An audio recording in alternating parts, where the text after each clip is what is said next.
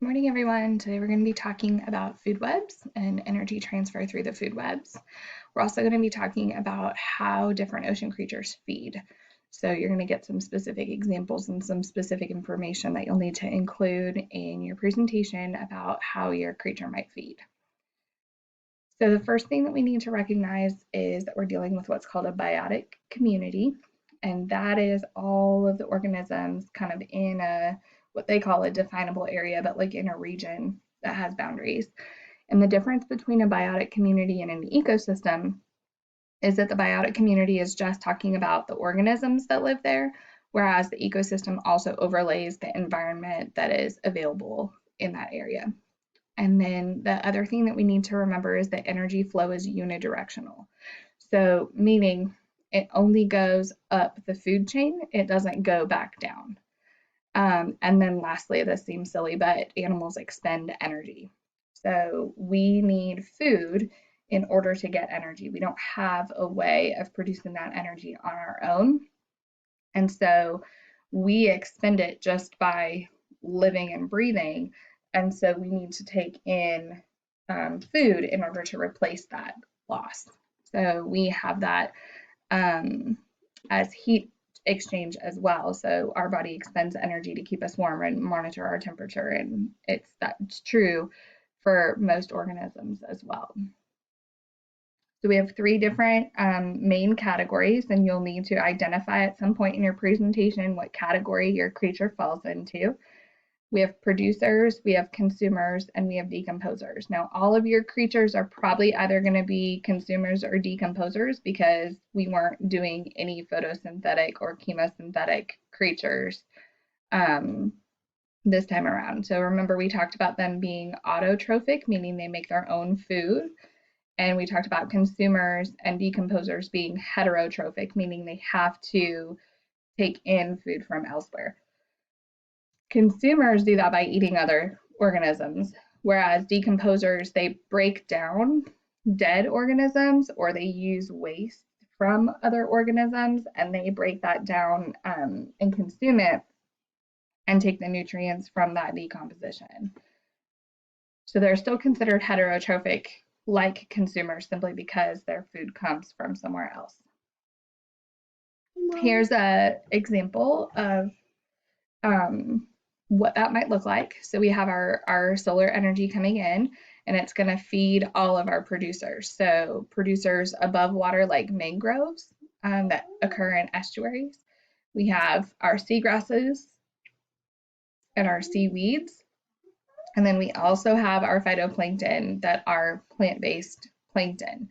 So all of those guys receive your solar energy, and that energy, that's how energy enters the ecosystem. That's the first interaction in the ecosystem.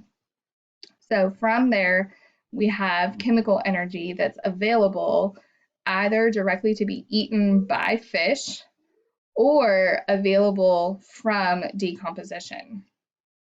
So that energy is converted into chemical energy and specifically in the form of sugar. And metabolism is what we call when that energy is consumed and used by a creature who has consumed it. So your metabolism uses your food and transfers it into the different chemicals that your body needs in order to function. So fish and mammals in the ocean all do that as well. And so it's going to then release that energy. We use that energy to maintain our temperature. We use that energy to move. We use that energy for our passive processes like digestion and breathing. All of that is the same, even though it looks a little bit different in fish and marine mammals. So that energy goes out of the fish in the form of heat energy through regulating its temperature, and then also mechanical energy through swimming. Once that fish dies, decomposers then work to break down the remaining energy. So the fish is still food at that point, even though it's not alive. And that remaining energy gets broken down and recycled either back through those decomposers, those creatures that eat the dead fish, or as the fish decomposes, it gets absorbed into the marine soil, the marine sand, and is available for transfer back into the system. We have 4 categories of consumers. We have herbivores, carnivores, omnivores, and bacteriivores. Herbivores eat plants, carnivores eat other animals, omnivores eat both, but bacteriivores, they eat bacteria. And these guys help the decomposers with that. We have something called detritus in the ocean. And this is any dead remains or waste product. So once a creature dies or once a creature excretes any waste, that waste or dead product is called detritus. It's just like a big umbrella word. And detritus is really important in what we call the biogeochemical cycle in the ocean. So this image down here shows you how, kind of like before, everything starts with the sunlight.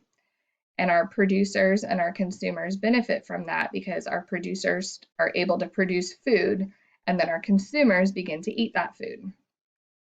So our producers are able to put food and oxygen back into the ecosystem, and our consumers put carbon dioxide back into the ecosystem, which then continues feeding our producers. So that cycle works really well. Well, eventually those things die.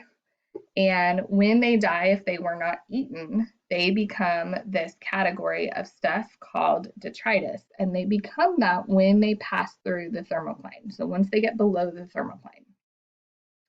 That detritus continues to just filter down through the water column as long as it takes. But along the way, some decomposers and bacteriivores are going to start eating that detritus, and they produce carbon dioxide. And they also act as food. So some animals eat that bacteria as well. So the bacteria aids in the decomposition. So bacteriivores and decomposers kind of go hand in hand. And that food continues to filter down until it's eaten. Some of those are eaten by animals again.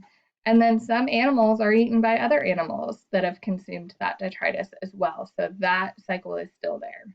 Ultimately, if it goes uneaten all the way down, it starts to be broken down in the seafloor by bacteria, and those nutrients, this is what makes available the nutrients in the ocean and the seafloor.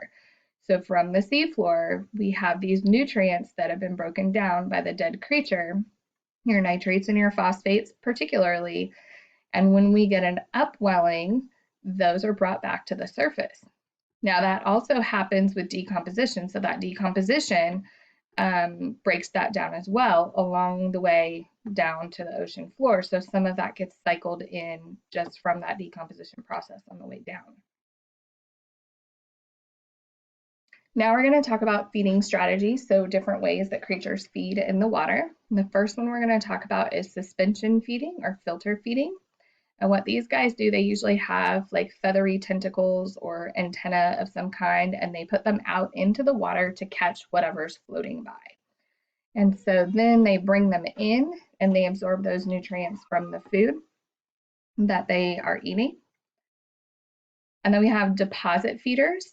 Deposit feeders take in detritus and sediment, and they extract the usable matter, the usable food, and then they expel the sediment out the other end. And then carnivores are your predators of whatever level that capture in some way and eat other animals. Here's an example down in the benthic environment of some different types of feeding that are all available right there. And these are a little bit more subtle. The carnivorous feeding is a little bit more subtle here. But one thing, so if you're doing, I think we have a few people doing starfish. This is actually typically how they feed. So they're actively seeking out prey such as clams or mussels of some kind, and they actively open their shells and consume the meat from the inside. So they are considered carnivorous feeding, even though that doesn't quite look like the hunting and killing that we usually think about. We also have our siphon or suspension feeders. The geoduck clam, yes, I know it's spelled geoduck, but it's geoduck clam, is burrowed down deep in the sediment, but it extends this really long siphon where it's almost like a nose, really. This would be like if you could breathe in one nostril and breathe out in the other nostril at the same time. It's pretty cool. So they siphon water in on one side. That's part of their digestive system. What is available gets processed in their body and begin to be digested. And then the water that is unneeded, that has food filtered out of it, gets expelled back out the other side. So again, it's like breathing in on one nostril and breathing out on the other at the same time. It's pretty cool. So here we have our suspension, or excuse me, not suspension, deposit feeding, where sand is just sucked in the creature's mouth, and through their digestive system, they kind of get all of the nutrients and detritus that's available off of the sand. And then their waste, instead of being like feces and chemical waste like we excrete, they just process the sand back out the other end. And this is called cast. So anytime you see little piles of sand like this, that's cast from typically a worm of some kind that's underneath the surface of the sediment. Your mole crab is an example of a filter feeder, and these are like those feathery antenna or processes that are usually just kind of out catching whatever floats by. Eventually, they'll bring those back in and bring them to their mouth where they can eat whatever they caught and get that nutrition. Now, trophic levels are really important because this is what transfers the stage or the energy from one stage to the next. Each feeding population is generally slightly larger, with the exception of some whales, some plankton-eating whales, but only about 10% of energy gets transferred on to that next trophic level. And this determines what's called the gross ecological efficiency. So how much energy is available in an ecosystem. So it all starts with the plankton, and the plankton produce that energy to be eaten by the herbivores.